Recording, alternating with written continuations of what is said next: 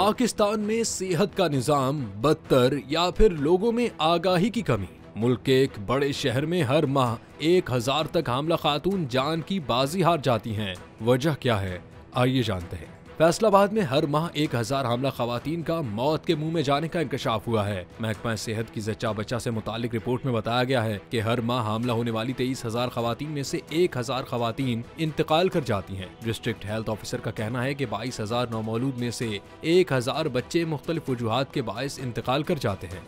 खून की कमी, क़ब्ल अज़ वक्त पैदाइश, ब्लड प्रेशर और कम उम्र शादी अमवात की वजह बनती है।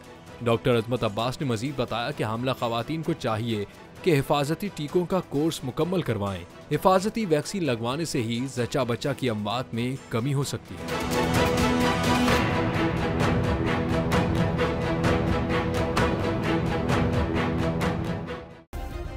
सब्सक्राइब करें और बेल दबाएं ताकि कोई खबर रह न जाए।